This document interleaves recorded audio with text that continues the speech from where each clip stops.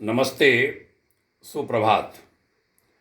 युग ऋषि विचार श्रृंखला की 14 मई की 134वीं 134 कड़ी आ पहुंची। लोक व्यवहार की कुशलता के गुप्त रहस्य, इस शीर्षक से अखंड ज्योति 1952 की जनवरी महीने में पृष्ठ 11 पर लिखा था। तब के संपादक, लेखक, विचारक पूज्यवर आचार्य श्री राम शर्मा जी ने, न दूसरों से इतना खुल जाइए कि दूसरों को आप में कुछ आकर्षण ही न रहे, न इतने दूर ही रहिए कि लोग आपको मिथ्या अभिमानी और घमंडी समझें। मध्य मार्ग उचित है। दूसरों के यहाँ जाइए, मिलिए, किंतु अपनी गुप्त बातें अपने तक ही सीमित रखिए। आपके पास बहुत सी उपयोगी मंत्रणाएं, गुप्त भेद, ज्ञान विज्ञान संचित है। दूसरों को अपने विषय में ऐसी धारणा बनाने दीजिए।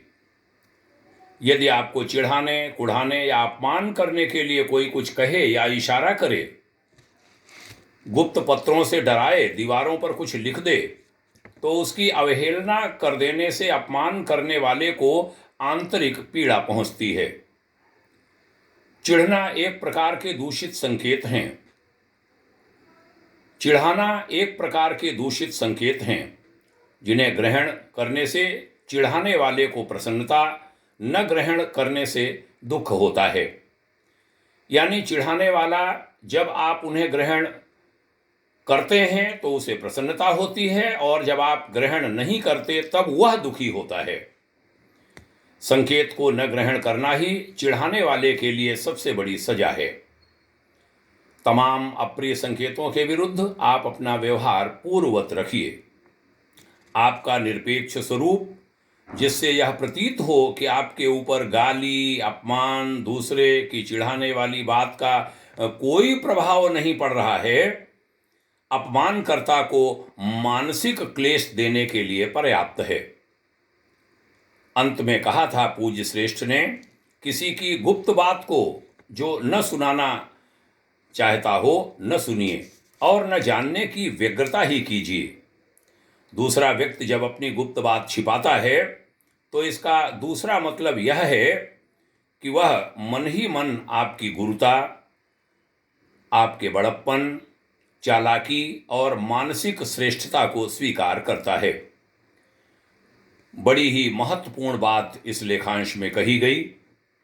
आइए, यह जो लोक व्यवहार की कुशलता के गुप्त रहस्य के रूप में हिमालय की ऋषि संपदा जो इस लेखांश के माध्यम से मिली है, उसको हृदयंगम करें।